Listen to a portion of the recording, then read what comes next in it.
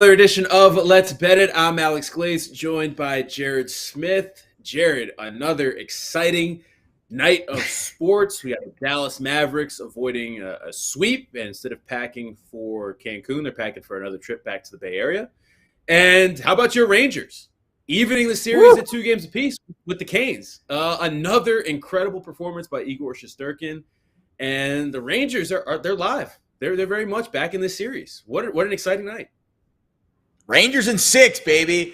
I think when you look at the Rangers and the Hurricanes, that series has been the home ice series. We'll see if that continues tomorrow night in Raleigh. I'll be very fascinated to see if the Rangers can steal one on home ice, because if they can, I think they're going to win the series because they've been pretty unbeatable at home. The Golden State-Dallas game, have they fixed the roof yet in Dallas? How about that? Like, talk about the NBA playoffs being a tough watch to begin with. And then all of a sudden, the roof starts leaking at halftime. Now, I know they had some bad weather in the Dallas-Fort Worth area, so I'm sure that contributed to it. At least I hope that was the reason for it. But, man, the NBA playoffs, it can't get much worse than that. A roof leak delay. But, yes, Dallas able to get it done. We're going back to Golden State for Game 5. What have you been enjoying? Which have you been enjoying more, the NBA playoffs or the Stanley Cup playoffs? Because, I mean, listen, playoff hockey is second to none, in my opinion. But I've been kind of disappointed with the way the NBA playoffs have kind of played out. Yeah, we'll get into it with Scal in terms of some official numbers. But I think overall, the vibe of the NBA playoffs has been, if you're on the right side of the blowout, you're going to win your bets.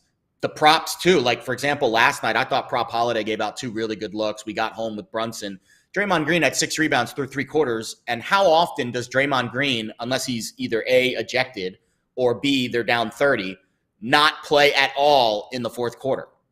I mean, that you can't insert that into your handicap in any stretch of the imagination. When you're breaking down a Mavericks-Warriors game, the line was a pick'em.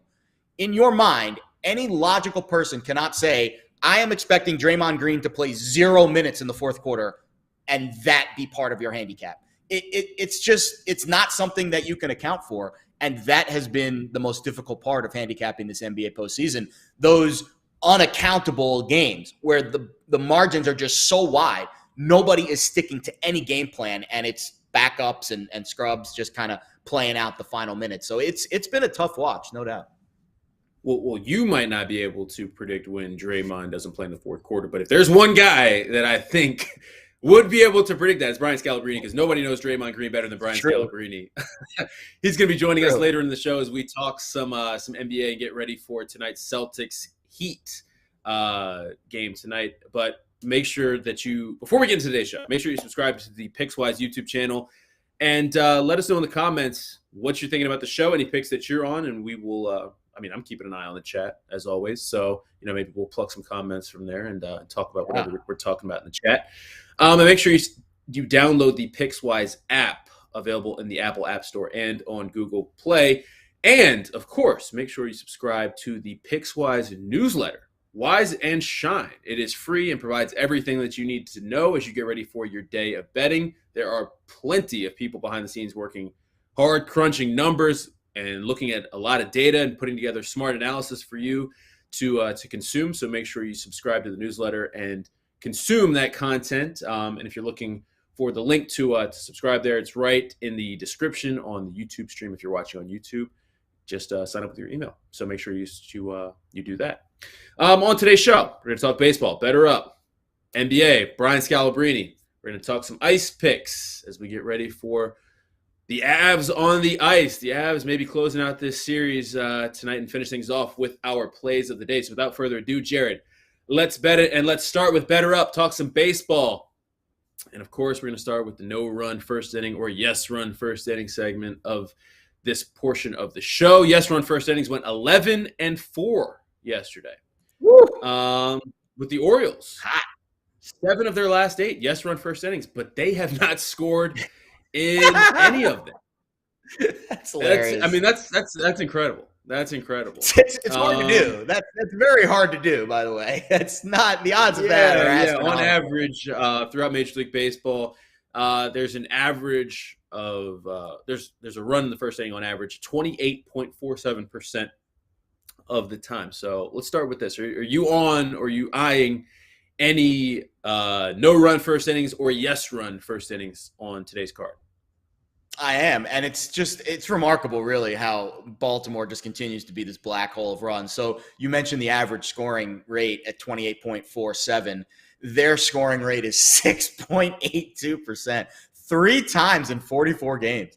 Do not bet. Now it's been a good bet because it's hit 7 of the last 8, but don't bet the Orioles YRFI unless you are convinced the other team is scoring, because it is not going to be a positive situation if you're relying on the Orioles to score a run in the first, because they've only done it just under 7% of the time this year. That being said, I am going to 2 teams that have had a pretty decent YRFI rate of late, and that's Cleveland and Houston. Guardians, Astros. The pitching matchup here, Cal Quantrill, Christian Javier. Let's start with Cal Quantrill because he is the guy that we are fading in this spot, despite the fact that he has only allowed a first inning run 1 time in 6 starts. But he's gotten a little lucky. His FIP in the first inning is 3.84, but his expected FIP is nearly double that at over 6. And he also has an 11.1% walk rate in the first inning. If you want a glimpse into my process here with YRFIs, pitchers that have high walk rates, even if their ERAs are low, if you are giving up free base runners in the first inning, that is something that can be repeatable, because a lot of times certain pitchers struggle with their command early in games. So if a pitcher has a 10% or higher walk rate in the first inning, my YRFI alarm goes up, and that's how I feel about Cal Quantrill today. Christian Javier has been pretty good. He's got a 1.37 FIP in the first inning, but his expected FIP is 3.48. So he's been not invincible, maybe a little bit lucky, but he has a walk rate of under 10%. So he's not the guy that we're relying on to give up a run today. I'm hoping it's Quantrill. Obviously, Javier could still give up a run as well, but Quantrill's really the guy we're fading here. And again, of late, these have been 2 teams positive to the yes. Houston's hit 6 of their last 8 YRFIs. They've scored 4 times. They've conceded 4 times. That means we've had 2 games of both teams scoring. And for Cleveland, it's 2 out of the last 3. They've scored both times in those 2 YRFIs. So I feel good about this one. Even odds over at MGM, plus 100. And we're going to go Cleveland-Houston. Late game. So you got to wait a little bit. 8 o'clock Eastern, I believe. But Cleveland-Houston, YRFI tonight is the only run first inning bet on my card. I like that. You got any other baseball plays that you're looking at? Yeah, I'm eyeing Robbie Ray today. Afternoon game. This is a getaway day for Oakland, and it's a 1 o'clock local time start, 4 o'clock Eastern out in Seattle. And I bet over 7.5 strikeouts on Robbie Ray. He's projected for right around 7.5 over at Fangraphs. We talked about this before the show. The Fangraphs projections have been a little off over the last few days, at least from my vantage point. Probably just variance, but I think eventually we're going to see some positive regression for the Fangraphs projection. So I'll take a chance here over 7.5. I got minus 112 over at the Westgate. So Ray's been trending in the right direction. He started out really slow, 6.39 Ks per 9 over his first 4 starts, over 12 Ks per 9 in his last 5. And he's got great stuff. 85th percentile whiff rate, 69th percentile K rate. And again, I think it can be explained that he won the Cy Young. He started slow. He was kind of easing into the season the first month. And now we're starting to see some pickup with his stuff. And Oakland is a high strikeout team against lefties. Top 10 highest. They're 9th highest at 24%. And this is a lineup that has been susceptible to Ks against lefties. And Rays had a good little short sample size against them, 35.9% K rate and just a 184 average against in 39 plate appearances. And also the day-night splits favor Oakland, a better hitting team at night, 218 average, 92 runs in 23 night games. During the day, 203 average, 61 runs in 22 day games. So I like the day-night splits for Robbie Ray. We'll go over 7.5. And kind of a daily double here. We're going to go under 1.5 total runs in the first 5 for Oakland. I got this at plus 103 at DraftKings. I did a profit boost on it. The actual odds are minus 145. I'm fine playing it there. Again, I gave you Oakland's day-night splits. They're a better hitting team at night than they are during the day through this lineup 5 innings and give up 1 run or less. So those are my 2 picks for that one game. 2 picks, same game. Oakland under 1.5 runs, first 5. Robbie Ray over 7.5 strikeouts. I like that. You're looking at K props. I'm looking at a K prop as well. Is there anything worse, though, before I give out my play, than being on a K prop and watching the game and your guy's got 2 strikes and then you get foul ball, and then ground out like that? It's the absolute worst. And when I was on Kyle the other day, you definitely got to get a little lucky.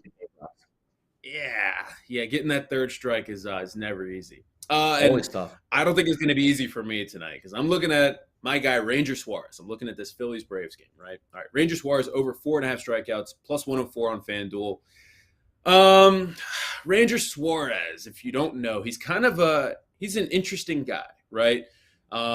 He's a guy that some people are trying to figure out, is he just a reliever? Does he belong in a rotation? He's getting a shot in this Phillies rotation right now. 30 percentile in K rate, 20% in whiff rate. So not necessarily a dude by any stretch of the imagination here, but he's facing this Braves team, right? No team in baseball is averaging more strikeouts per game than the Braves, and they have the 2nd most strikeouts of any team in baseball right now, total. So I'm looking at this Braves team that strikes out a ton. Suarez has actually been okay lately. He's gone over the 4.5 strikeouts in 3 straight games and has 13 strikeouts in his last 2 road starts. I'm believing this is a good spot for him, and I like the value at plus 104. My only hesitation is it's Ranger Suarez, right? So, I'm looking at this. I don't mind it, though. I mean, Atlanta's got a very high strikeout rate against lefties. So I think if he can keep the walks down, I think 4.5 is a very fair number at plus money. I do. Yeah, we'll see. I mean, 4.5, I think it's a good number, and at plus money, pretty decent price here. All right, let's transition and talk some basketball, and let's bring in Brian Scalabrine before we talk about this Heat Celtics series anymore. What's up, guys? Joining us now is Scal. What's going on? I'm doing well. Big game 5, but has the NBA and all the blowouts, the 25-point leads, the 29-point leads, does that do anything to the way that you guys look at things? It's absolutely tough. We were just talking about it at the top, Scout, because, for example, last night, Draymond Green over 7.5 rebounds. He had 6 through 3 quarters. In what universe, when we're handicapping a Warriors-Mavericks game where the spread is basically a pick'em, are we thinking to ourselves, Draymond's going to play 0 minutes in the 4th quarter? Yeah, for sure. There is no logical handicap for that other than Dallas is up 30 and they're trying to save game 5. And what are the odds of Dallas having a 30-point lead at any point last night? But they had it for most of the second half until very late in the 4th. It makes it very difficult to handicap, especially the props market. You just have to kind of be on the right side of the blowout, which is hard. The props market has been tough, and I got to say, Scal, specifically for this series, in addition to the blowouts, what's been tough is the injuries. It's been tough to navigate the injuries because you got a guy like Marcus Smart still on the injury report for tonight. I believe Robert Williams is gonna go. I think that's the last thing I saw, that he's gonna be able to go tonight. Jimmy Butler off the injury report now, but he was on it. Tyler Hero. I mean, these are guys that are big contributors and have an impact on the game that are on the injury report and in and out of games. And I mean, just look at just a couple games ago, Jimmy Butler just not playing an entire second half. Yeah. So it's been really tough to talk about these games and to definitely props. So I'm staying away from props today. I'm just going to start by that. I'm staying away from props. Well, I'll say Now, this. have you noticed any difference this year? Like, is it like in your mind, is this postseason vastly different than prior postseason? Yeah, the swings, the momentum swings are completely like a team. Like I've never seen runs like 22 to 5, 22 to 4. Like they were uncommon back in the day in a playoff series. But I think the reason why is the best way to play in the NBA is fast, space, drive, kick. And when you think about the teams, what team plays like that? It's always a team on the run. Then on the other side, what team plays the other way where they're slowing it down? Like when they're trying to stop a run, there'll be a shift. Yeah. I think you'll start seeing coaches and maybe players. Maybe it will happen next year. Maybe it will happen in 2 years from now, where coaches will speed teams that are having runs against them. They'll speed them up. They'll want to play faster. They'll want to play more free, but with an emphasis on getting the ball to your superstar. But it's a two-way street. So many times in the past, it's always been, okay, to stop this run, we give the ball to our star, and that star helps us get a bucket. You have to do that, but you have to do it with like a greater intent. Star pushes the ball up the floor, gets off of it, drive, kick, drive. And let's say I'm in the game. I have a wide open shot. And it's like the ball swung around and it came to me and I got a guy closing out on me. Probably during a time when things aren't going well, my best option is to get that ball back to the star. And now that star is attacking with about 12 seconds on the shot clock, already after their defense has rotated, already after their defense has softened up. So I'm finding that I do know the best way to play is fast, wild, and free. But what happens when teams go on runs, you get more of that, and the other team is going less of that. So it makes the gap a lot bigger than what it should be. So it'll be a matter of time before teams pick up on it. But this leads me to tonight. Like Eric Spoelstra, Ime Udoka, if you listen to their post-game comments or even just their off-day comments, this over-under is going down. I think people think it's going to be a slugfest at 204. I think it's going to go over. I think they're going to shade towards Miami's going to shade towards trying to outscore Boston by spreading the floor a little bit more, getting Kyle Lowry a little bit more space to work because he's in there getting to the paint and dishing. I think Miami goes more shooting today. I'm taking the over, and I think this over is going to be pretty comfortable at halftime. At halftime, you're going to feel really good about taking your over in this particular game. I like it. I have a question for you. Do you have any questions about Jimmy Butler? And you're expecting the ball in Kyle Lowry's hands a lot more today, is what I'm gathering. Do you expect Jimmy to be less aggressive because of the knee and kind of how it's been flaring up on him recently?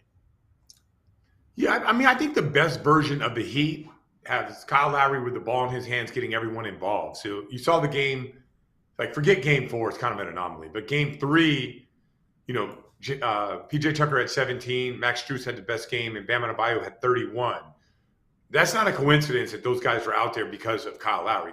Kyle Lowry's legit and elite at what he does. He makes people around him better. So Jimmy Butler's not like a stat guy. So if the game is unfolding with Kyle Lowry making people better, Jimmy Butler has no problem taking a back seat. He's like more of a I'll pick my moments. When Kyle Lowry's not out there, Jimmy Butler feels like he has to do everything, and at times he has 41 points in game 1. Like he was pretty good. I think he had in game 2. He hit the over as well, 29. So I could see with Jimmy Butler without Kyle Lowry having a big night. But if Kyle Lowry's out there, I would look to play the under on Jimmy Butler, which I think has gone down a lot. What is the number on Jimmy Butler? Let's take a look right now. I think it's go ahead, yeah. While we're looking at that, I want to ask you a question though, because you brought up Bam Adebayo's 31-point game in game 3. I mean, that's also a game Robert Williams didn't play, right? So that I believe is the guy to watch for on this injury report. Because if Robert Williams doesn't go, I think the Celtics are in big trouble. I don't know about big trouble. Like the Celtics have so many weapons that they can go to. But yeah, I mean, you can look at a lot of that. That's fine. I hear what you're saying about that, but it's not like Robert Williams is guarding Bam Adebayo. He's just lurking in the background. Like the Celtics got caught off. It comes down to this. The Celtics got to take care of the basketball. and Miami had a hard time scoring in the half court. So the way I'm connecting the dots here, if the Celtics take care of the ball, then all of a sudden now they're going to go offensively to another level. If that happens, it's going to force Spoelstra to go with more scoring and more shooting so they can get more space, which will improve Bam Adebayo. You put a bunch of non-shooters out there with Bam, like it doesn't necessarily work if you take away like the turnovers. So I can tell you the Celtics aren't going to have like 19, 18 or more turnovers. So the Celtics are going to score. And I think that Miami will have to be forced to play a more offensive game. What do you think about the resurgence of Victor Oladipo? Hit his points prop in the first quarter, first half. It officially went over, but he had like 2 threes early, and clearly looks to be getting his legs about him. That's a guy that's kind of a microwave for this, Heat offense. It feels like he's trending in a direction where now Boston has to scheme for him. And does that change tonight, coming off of a really good game? Are they going to try to bottle him up a little bit more? Because they kind of let him do whatever he wanted in the last game. Yeah, I mean, I'm not super like it doesn't mean Victor Oladipo can't do it. I'm just not looking at this game saying I can count on Victor Oladipo with the Celtics. Okay. And you said it, like once you get put on that scouting report and people take notice, it's very different. So no, I wouldn't play the Oladipo over or under. I just kind of steer clear because I'm not even seeing props out for him today, which I think is intriguing. I think the books don't even really know how to price him because they were wrong about the 10.5 number in the last game, dreadfully wrong. Sure. And he's been trending up over the last few games. And when the sports books don't hang a number on someone, that usually is a white flag because there's numbers on everyone these days, Scal.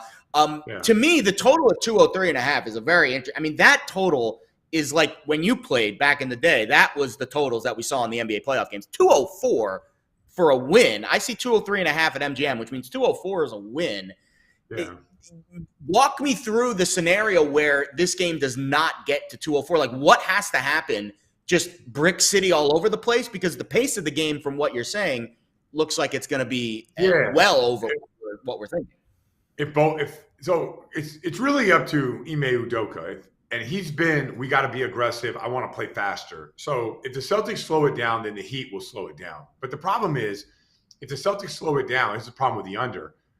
They're not very good. I'm just being honest. I don't like the way they play when they play slow and they turn the ball over. It's a much higher turnover rate, which means at that point, Miami will get out and run and try to get some easy baskets. So if Celtics play slow, Miami will score. So it'll push it over.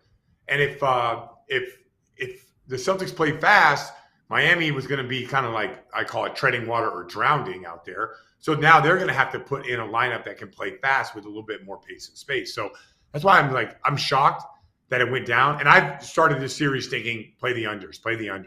But as you watch, like each road to victory leads to, for one team or another, it leads to team scoring points and going over and having 110 points in a game. Unless we get like another anomaly and get like a 110, 90, or something like that, another blowout by somebody. But if these games are close, I see the over going. I see the over hitting.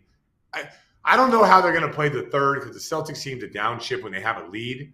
But in the first half, you will feel really comfortable. And maybe you want to play the over-unders in the first half. I think the quarter is 49.5.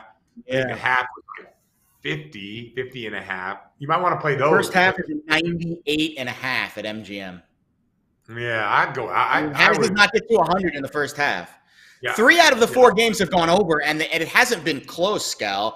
107, 118 in game 1, 127, 102 in game 2, 109, 103 in game 3, and then you had the Miami dud where they only scored 82 points, but Boston still got to 102. Correct. I think the over, either way, you play the first half or the full game. I don't think it matters, frankly.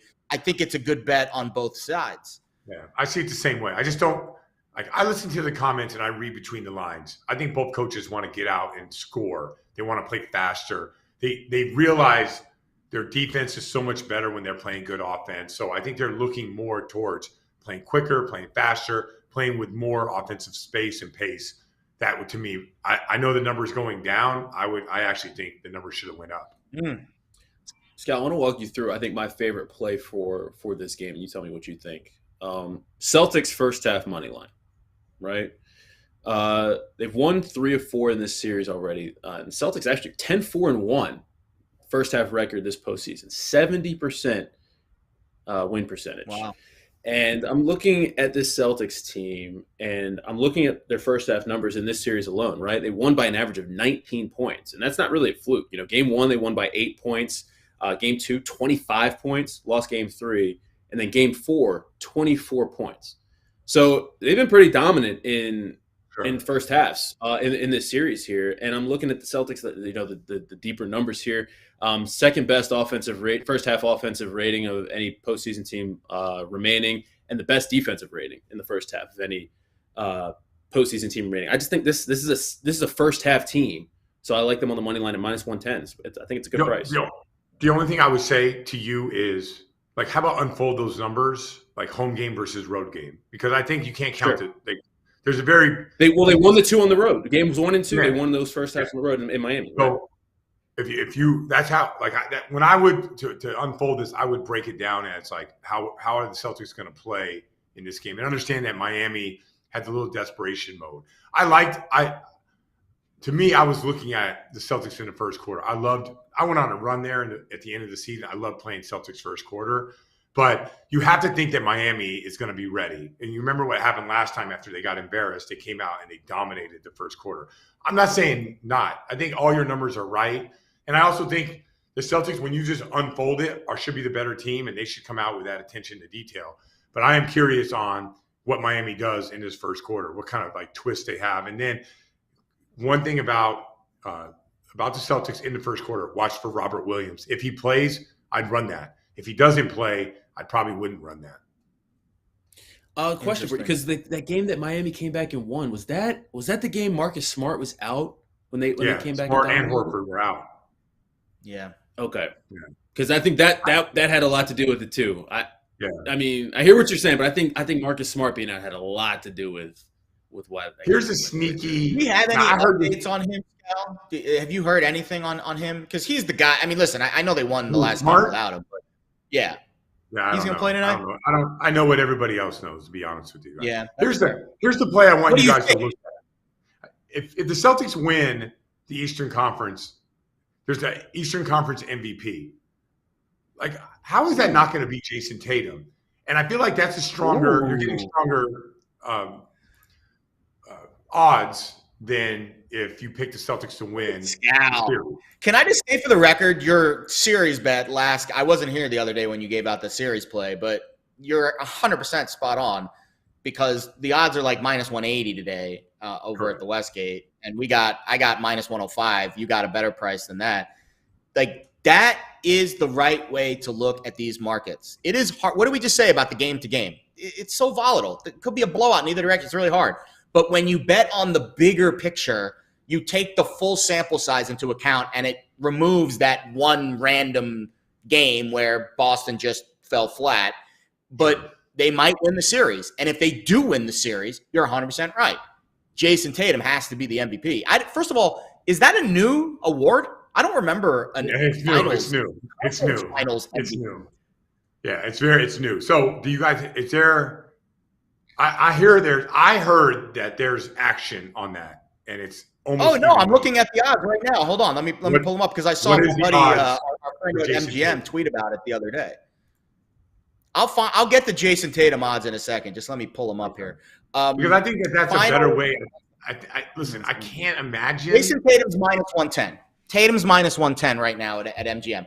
But what we're saying is the Celtics to win the series is -180. So, like, that's a 70% or 70-cent gap right there in that price. Where if one hits, -140 on FanDuel, so better price. Yeah, I'll be honest. I hate to say it, but I might just bet that tonight, and just hope that Boston. I already put it on Boston to win the series, so really we just hope Boston wins. Yeah, I mean, maybe like the way that I see basketball, maybe you can make an argument about Al Horford, maybe, but I don't know. Horford's 101. Horford is 101. Yeah. So I mean, Who else are I gonna don't go think. to? I think. Listen, I here's the think thing: if the Celtics win, the next highest Celtic on that list is Jaylen Brown at 12-1. Yeah. Well, what about like I don't what about a think monkey that could have a wrench? series. What about like Giannis getting it? Well, Giannis can't win the Eastern Okay. Conference Finals MVP. Okay, I'm It's just Jimmy gonna- Butler. But here's the other way to look at it, though. The other way to look at it is if you think the Heat are winning the series, they're plus 140. Jimmy Butler's plus 165. So it goes both ways where you can have a different opinion. You think Miami's going to win the series. That's totally fair. They could win tonight and then steal one of the last two. Jimmy Butler's better odds to win. And there's no way that Miami wins the series and Jimmy Butler's not the finals MVP. For sure. I mean, there's no way. So my point of all That's this crazy. is like, Definitely shop around for these numbers too, because Jimmy Butler's plus 210 on FanDuel. So definitely, Exactly. these are crazy Yeah. numbers. That is a big, I just think it's a better way if you're a value better. If you're a value better, like if you want to look for wow, there's some traction here. Then look at it's Eastern Conference MVP, Eastern Conference Finals MVP. So I think that Tatum will be. I think there's good money there. It's good value right now. They win tonight. He's been so good in this series now. He's been so good in this series. He's been so good in this series, Tatum. He's been unbelievable. He definitely deserves to be. So, anyways, if you guys want to know who I think is going to win, Celtics win tonight. Yes, I love the over. Give us your place for this game, Scal. And I love, so I love I'm with you guys about the props. This series is wacko, right? I might, if Marcus Smart doesn't play, I might run Tatum's total. Tatum always has big games when Smart's out, except for the time where it was the game one without Al Horford. And that's probably too insurmountable where he had that terrible third quarter. But I like Tatum's totals if Smart doesn't play. But if Smart does play and Robert Williams does play, like the Celtics can go a million different directions. Don't love the props. Love the team on the game. Love Tatum, Eastern Conference Final MVP. And I love the over. And that's where I stand with this game tonight.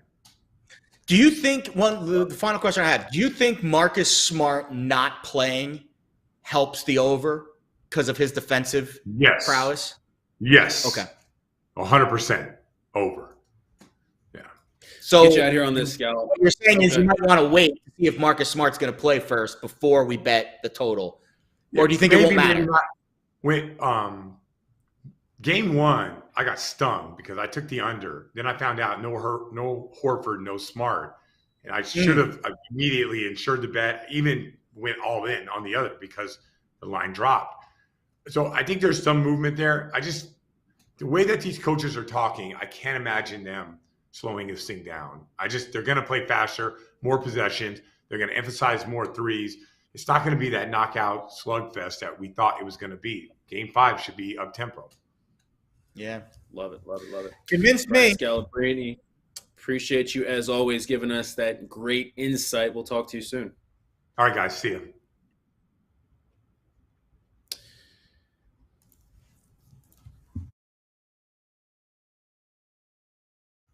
Always great having Scal on the show. Always great having Scal. Love it. And he gave me my pod. All right, he gave you your pod. And I think he agreed with my pod. I think.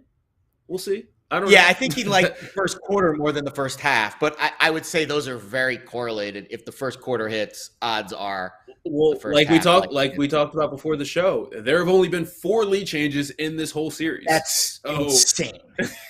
If Boston takes the lead, you're good. That's it. All they need if is the take the Celtics lead. are winning the first quarter, I'm feeling great about the first half. Great. All right, let's watch. go to the This will be ice. the game where there's like 10 lead changes in like the first 10 minutes. Of course, that's how this is going to go.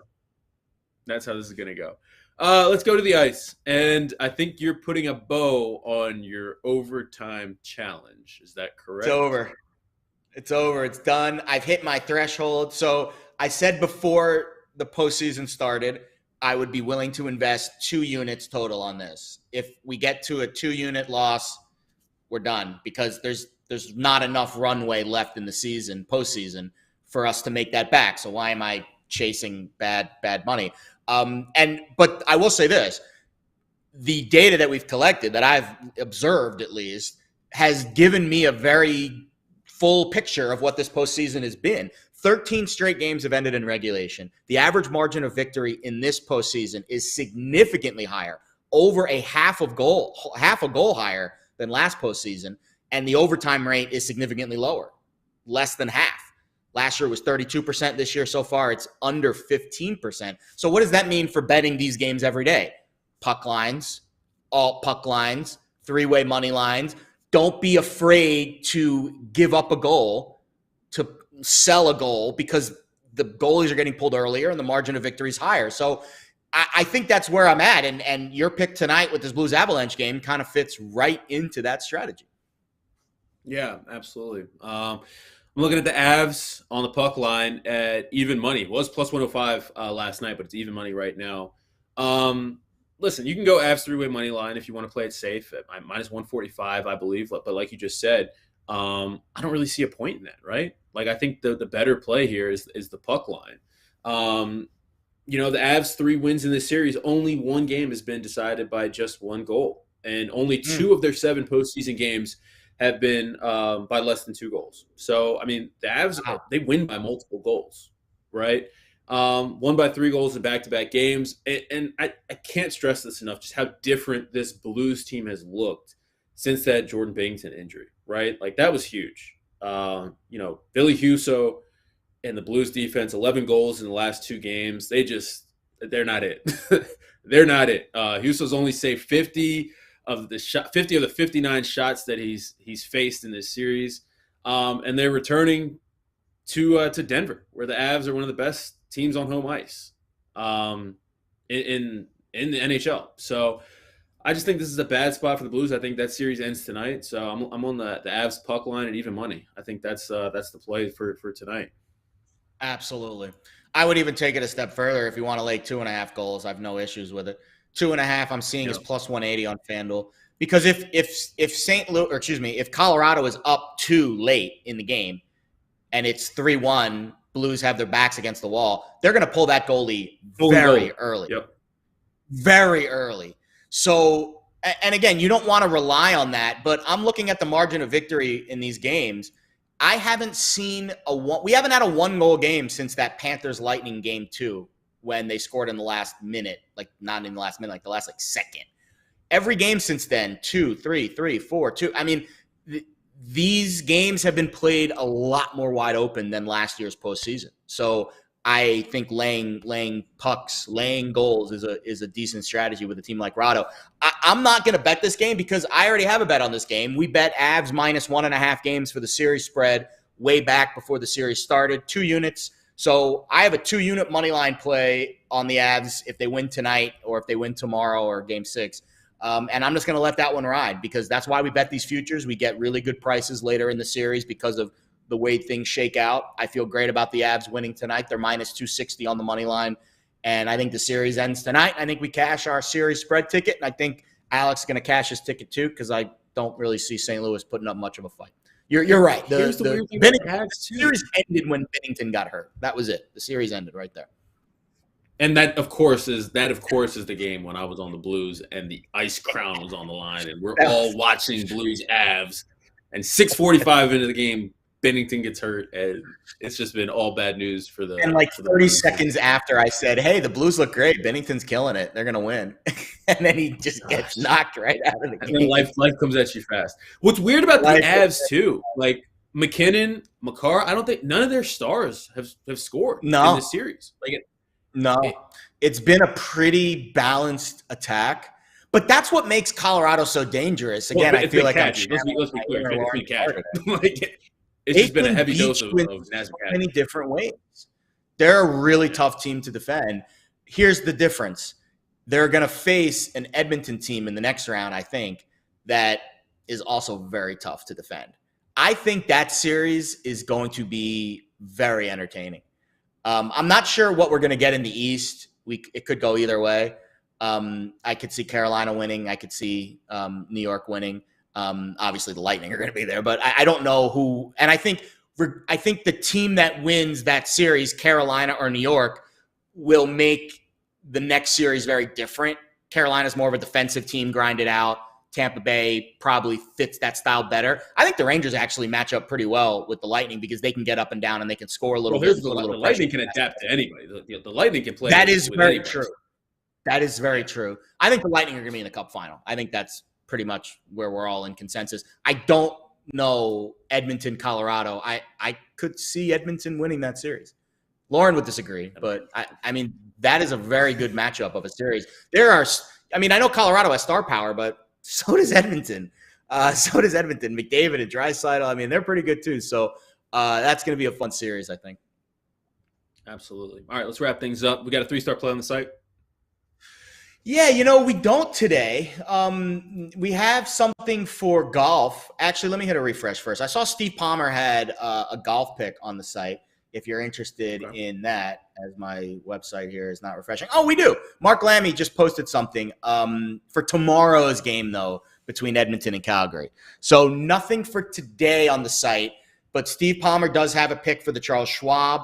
Mark Lammy has a pick for tomorrow's Oilers-Flames game. And then I mentioned this yesterday, Ricky Diamond, if you're interested. Are you a tennis guy? French Open starts this week. He's got a pick for tennis in the French, a men's future bet. I don't know why I'm not into tennis, really. It's I could see you liking tennis. It's a pretty exciting sport. I don't know. I don't know why. I'm not against tennis. I'm not anti-tennis. I got the French Open. Well, I could see you liking Wimbledon. Everyone likes Wimbledon, right? The grass course. Here's the everyone's thing. all. I'm here. Here's who I am. Like, I'll watch. Like, obviously, when Serena. Like, I'd watch Serena, right? Yeah, like that's the kind of.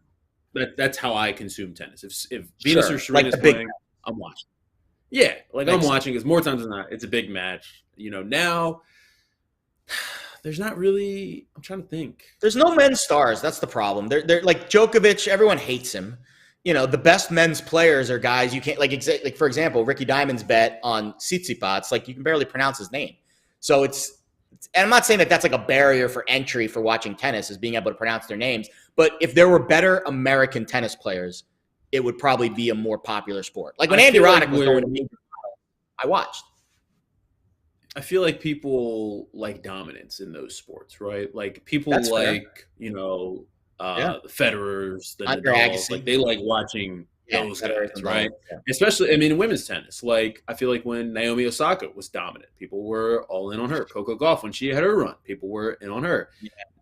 It's just one of those sports where it's tough to get your average fan to watch, right. Average, not even average, but like even like the guys that are world top 10 in the world, like people don't know them. You got to be one or two. It's one or two. The best players in the world. No one knows who he is. Like no one really knows who that guy is. Sadly, it's tough. But that being said, it's weird because I can sit and watch an entire golf tournament for 4 straight days and not blink or think twice about it. So I don't know. All right, let's finish things up. Your play of the day is what? Yeah, I'm tailing Scal again. Yesterday, yeah, absolutely. I think yesterday we got a little unfortunate with our NBA play of the day. I think Draymond Green was the right side there. It's just the blowout killed us. And I feel very confident about the analysts that we bring on this show every day, the NBA analysts especially, JVT, Scal, and now Prop Holiday. And I'm not going to buck the trend. I'm going to keep tailing them. I've had a great NBA postseason so far. I like Scal's look. 3 out of 4 games in this series have gone over. The only one that didn't was that ridiculous game the other night. That was 25-2 in the first quarter. I do not foresee that big of a lopsided game tonight. At least I don't expect it. Who knows with this NBA postseason. And the fact that we are hearing little narratives from both coaches, Udoka and Spoelstra, that the pace is something they want to keep up. And they think they have their best chances to win is if they're running and they're scoring and they're taking quick shots and they're getting early offense before the defenses have a chance to settle in and rotate. So I like that vibe tonight. I hope that the shots go in. It's a make or miss league. If we're betting an over, we need the shots to go in. But the pace and the foundation of this game and the number, which is very low, does set up well, I think, for an over. And I'm hoping for an entertaining game. For the love of God, can we get a good game in the NBA playoffs? Hopefully it's tonight. Hopefully it's tied late, 102, and it doesn't matter what happens after that. And it goes over 203.5. I like that. I like that. Before I get my play out, I'm looking at the chat here. We got Daryl Turner here. Yeah, Alex Glaze isn't into tennis. He's more of a pickleball player. I've never played pickleball, actually. Oh, I don't even know. What is pickleball? Can you explain pickleball to me? I don't really know. I know it's a smaller court. I've seen like people play tennis? it before. It's Okay. kind of like tennis, but it's like, I think, for old people. I don't know. And then there's someone in here saying tennis is like golf and NASCAR. Completely wrong. Now, NASCAR, kind of see. Golf, very entertaining. Golf and F1 Golf are is my two. so entertaining. Golf and F1 F1 started are mine. in the gambling space. I see a lot of the content creators that I follow are starting to bet F1. Well, I don't know anything about it. it's real. It's not a sharp angle. F1's interesting, even though there's not a whole lot of variance. Like if you want to, Max Verstappen at even money to win, I mean, he's probably the best driver in the world. Like, sure. Charles Leclerc to win. I mean, it's like it's those two guys. Those two guys to win are like those are the only guys that have won so far. I mean, listen, if it's easy like that, I think it's not easy. It's not easy, but I'm saying it's interesting. It's very entertaining. Anyone who thinks gambling is easy or who acts like they're the god of gambling is lying to you, because this is not, trust me, we do this every day, people. It is not easy to win every day at this. But I heard that there's an F1 race on the Vegas Strip coming up soon. Like they're going to be actually racing down the Strip. They're bringing F1 to Vegas. I believe there's going to be a New York race as well. I'll bet on that. They just did Miami a couple weeks ago. They just did Miami a couple weeks ago. I mean, listen, F1 is. We're going to need something to bet on once basketball and hockey ends. Baseball is not easy to do every day. We need some variance, a little variation there. The thing about F1 though, like especially like some of those races start like at 1 a.m., 9 a.m., could be 3 p.m. Like it's the time. It depends on where they are in the world. Depends on where they are. But definitely interesting. All right, my play of the day. I'm a little worried about it. I'm not going to lie to you, because we do have, Robert Williams and Marcus Smart on the injury reports, but can't think about that as I'm firing away right now. Celtics money line, first half. Celtics first half money line. They've just been a great first half team this postseason. 70% win percentage in the postseason. A 10-4-1 record in the first half this postseason. They've won 3 of 4 first halves in this series, including 2 games in Miami, so they can get it done on the road. They get out the fast starts on the road. And those 3 games that they've won in the first half have been by an average of 19 points. So they've been pretty dominant in first halves of this series. They have the second best first half offensive rating and the best first half defensive rating of remaining playoff teams. This is a really good Celtics team that I think is going to give Miami all they can handle, at least in the first half. I'm hoping they can just handle business in the first half today and cash this first half money line play for me. But we'll see. A lot depending on, Scal kind of scoffed a little bit at the Robert Williams injury and how big that is. I think that's a big injury, because Bam Bam does what he wants on the inside when there's no Robert Williams.